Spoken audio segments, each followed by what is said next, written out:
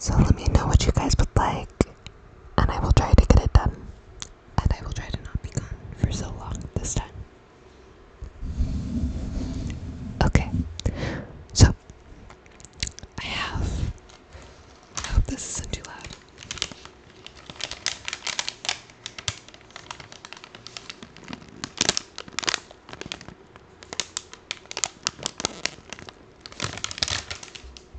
I have these little bites. They're blueberry, and I think they're really yummy, and they're not too high in calorie. It's just this nice little snack. So I'm going to open these and be eating these while we talk.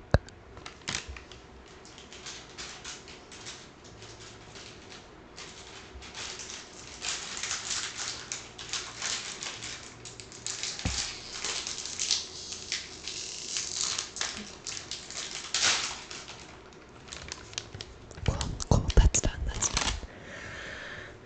Also, I wish you guys could see it. I have this cozy little candle here. Let's see if you can hear some crackles.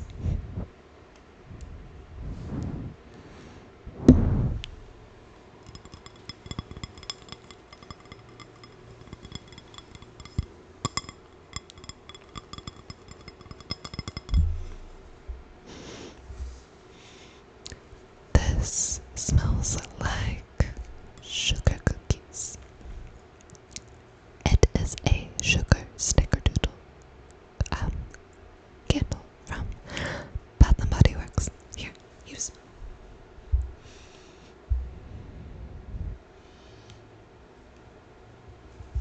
Doesn't that smell good? Ooh, I actually kind of like this lighting. This will be fun. Okay, so today we are going to be discussing the Jared Fogle documentary, which is called Jared from Subway Catching a Monster. Monster. To give you a brief summary, this documentary was filmed in 2023. This is about Jared, the Subway guy, and the very brave, amazing reporter who befriended him specifically to catch him and get enough evidence from him to put him in prison forever. I don't think this guy is ever getting out. For those of you who have not seen this documentary, I highly suggest it. I literally watched it 3 times. It was so good. It was really high quality, very well done, very, like, not, it's funny, I don't even know what I'm trying to say. It's just a really good documentary. I would suggest it. The journalist who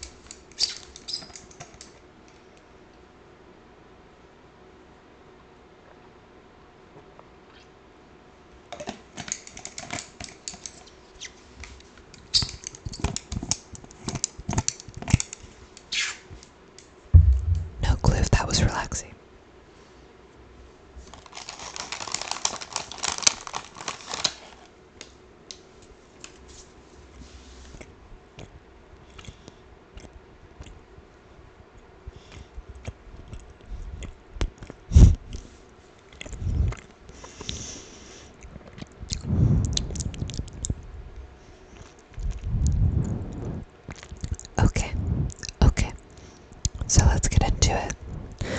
So.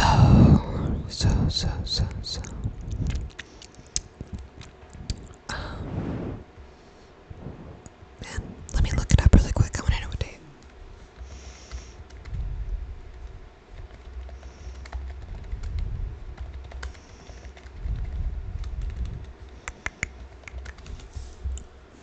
Okay.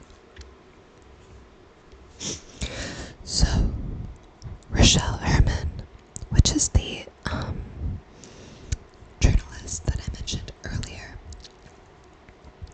she met Jared Vogel in 2006 when she hosted him on her local Florida radio show.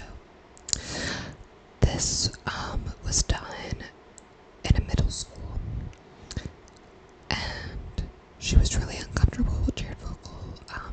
He was very flirty, and it became even worse when he described the middle schoolers that were there for the interview as hot before any of them got there. To clarify, he said this to her in private. There was like no one else there. He just leaned over and whispered in her ear, "Aren't middle school girls hot?" What? So gross, so gross. And it's also so insanely stupid that he said this to a reporter of all people. Like, maybe don't say that to anyone. But something that you will learn as we go on is that Jared Vogel became very, very confident in his abilities to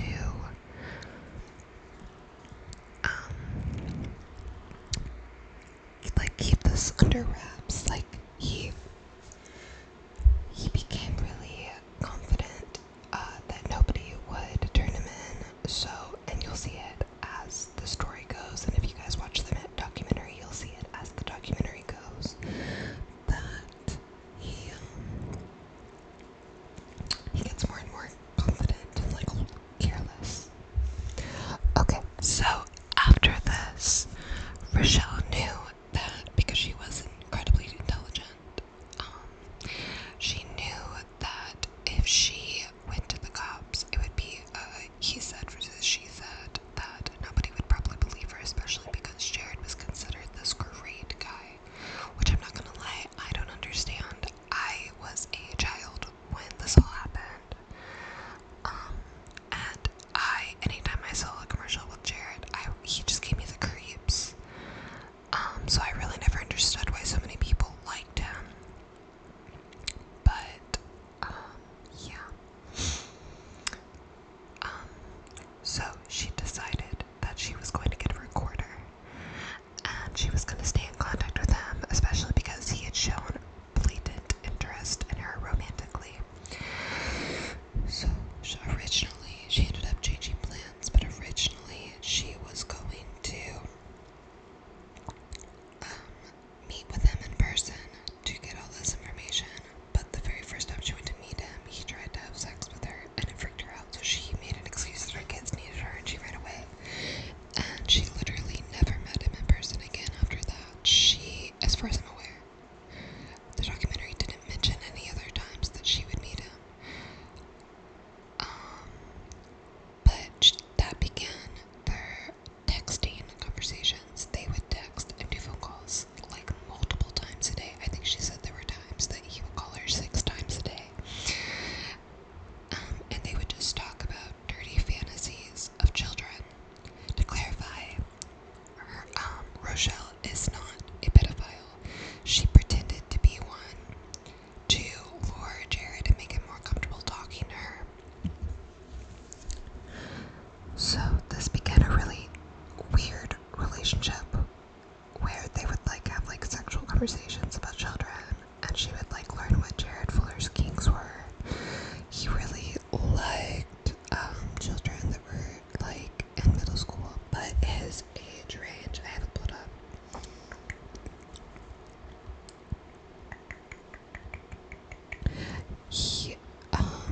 His preferred age range was like 9 to 16.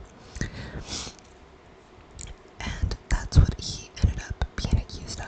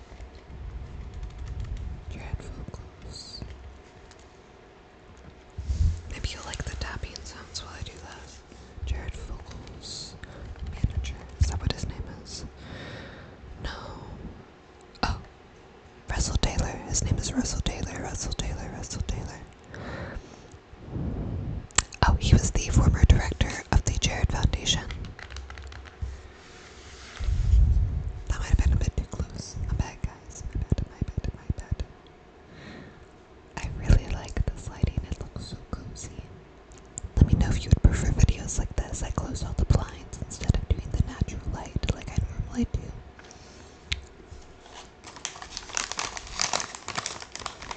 You know, it's funny, I thought this would be a really relaxing noise, but when I actually film these videos, like stuff like that sounds really loud.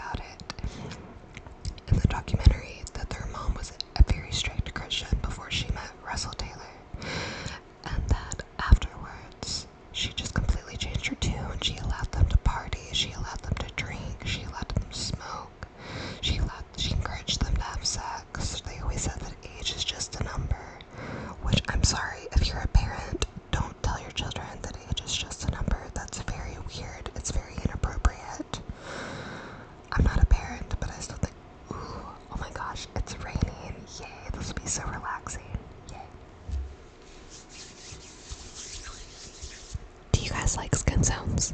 Let me know in the comments.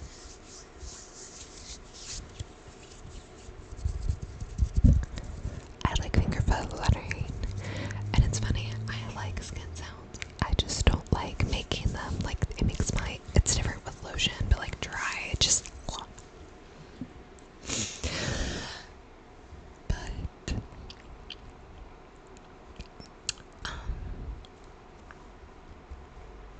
yeah, so that whole thing was inappropriate, and those are actually, I believe that those are the only victims that you hear from in the entire documentary, which they're not even really victims of Jared. They're victims of Russell, as far as I'm aware. I don't think Jared ever did anything. They met Jared, and Jared would like try to get information about their friends because these were all like teenagers. Like, I want to say that Russell Taylor married their mom when one of them was like 12 and the other was like 14 or something. But Jared would try to get romantic with their friends, but very subtly. So like they kind of thought it was weird, but not like too weird. But yeah, let me see what else I have pulled up fact-wise. Oh, we'll go back to Rochelle. So Rochelle began recording him, and they would talk about like his preferences in children and his kinks and all of that kind of stuff. And she felt so gross. I feel really bad for this woman. She talks about how doing this and like keeping this a secret from her children and her coworker. Like, she literally did not tell a single person except one coworker. One coworker knew about it because she was scared that Jared was going to kill her if he ever found out what she was doing.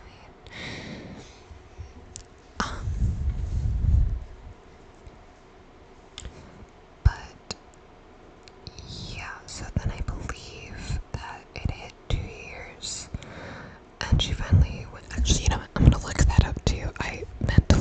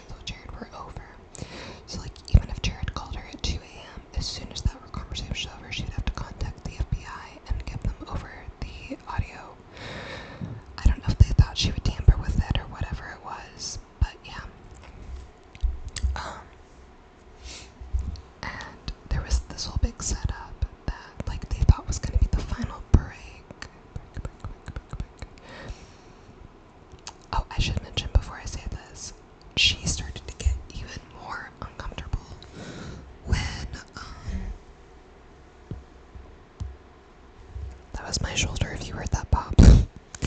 She started to get even more uncomfortable um, when Jared asked about her children. He wanted her to put cameras in one of her children. She had a son and a daughter, which I won't say their names either, because I do kind of feel like they were victims in this situation.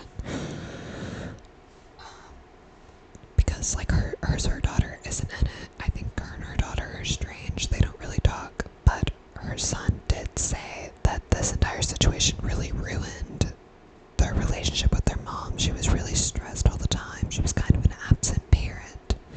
Like, not that she didn't take care of them, but just like she couldn't have her full focus on her children because of this.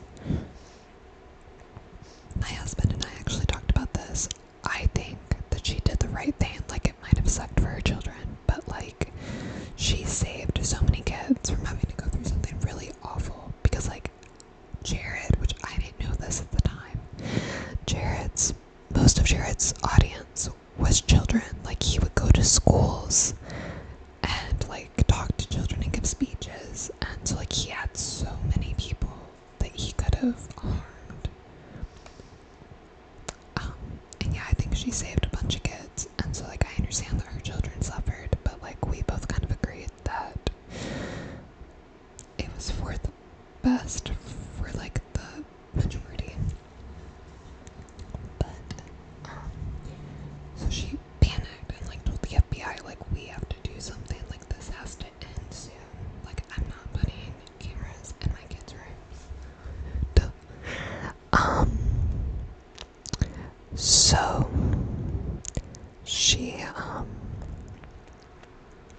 they made this big birthday party, and Jared said he would come to it. He was really excited to see all of her children's. I think it was her son's birthday. But it was like a pool party, so he was really excited to see all of these minors in swimsuits, because, you know, what a creep. But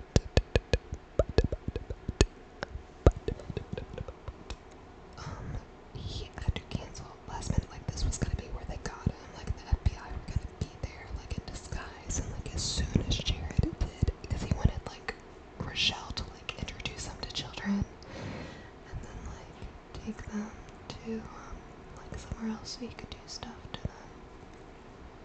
So this was like a sting operation. Like, they were going to get him, but he had to cancel last minute.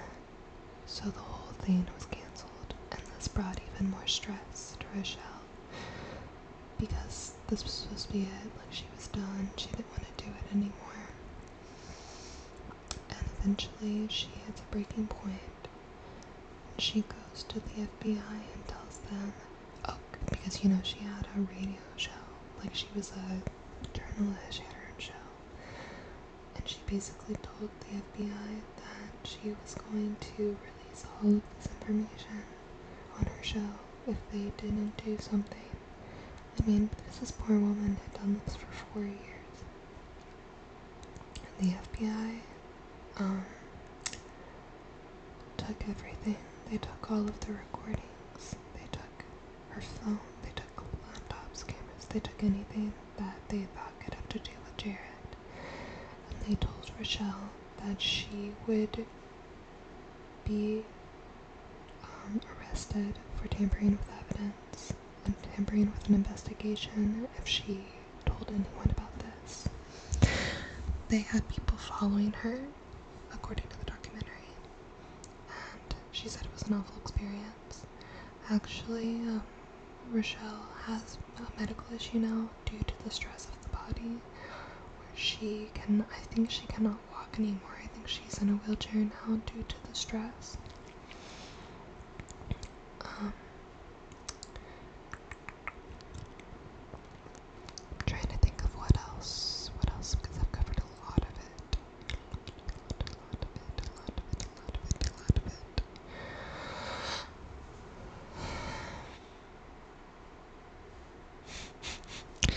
That really, okay, I thought of something, because one of the things that was holding them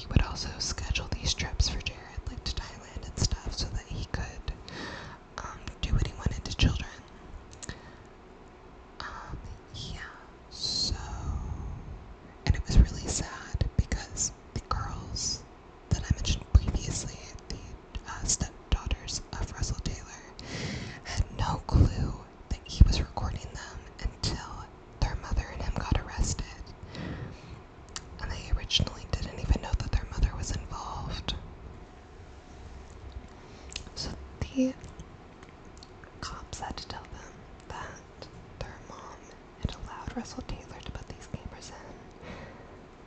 And actually, I think they found like text messages where she had said that they could do sexual things to their daughter, like her daughters together. Like she wanted to like have sex with her daughters. Nasty, just absolutely nasty. And it's actually kind of beautiful at the end because Rochelle Herman, at the very end, her last message was, I want to tell all of Jared's victims, do not let that define you. Do not let him have any more of an impact on your life than he already has. Like, just don't. And it was really sweet because then they also had, like, the last words the girl said, and they were like, we just want to thank the woman who helped this all come to an end.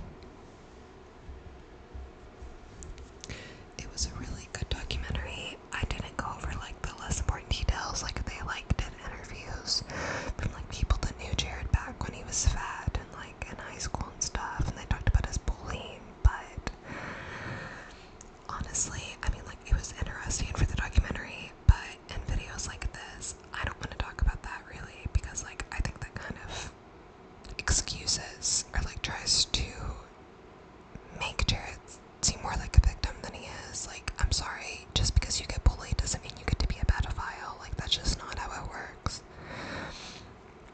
But yeah, it is really interesting, and I highly suggest giving Jared Fulco, oh my gosh, let me find the name again. Jared Fulco. Oh, sorry, no. Jared from Subway, catching a monster, catching a monster, catching a monster, catching a monster, catching a monster, catching a monster. Oh, and I forgot to include the details, or like this last detail, so.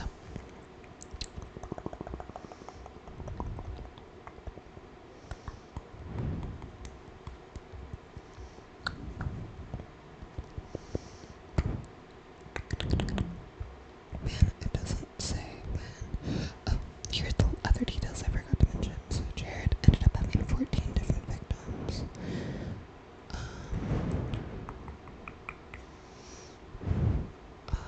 Okay, here's what I was gonna see how long Jared has just. What? Okay, our justice system is so screwed up. I can't believe that he's not serving longer.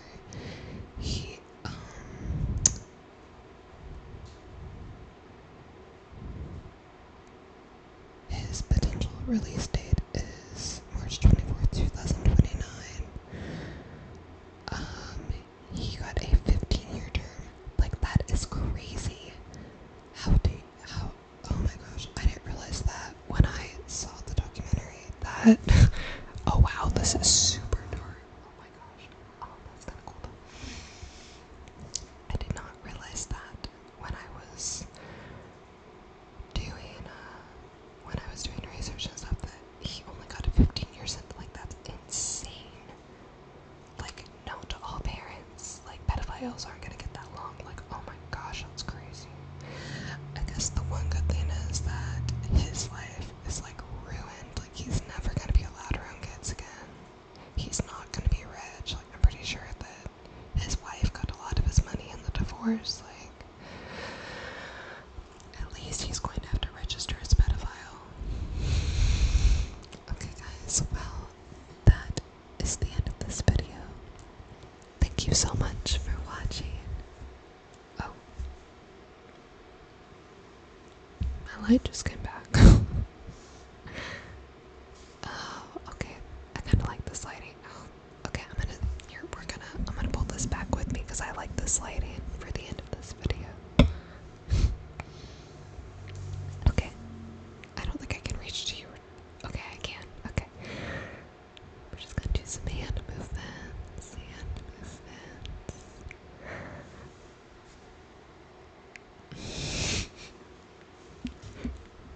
My lighting is so weird sometimes.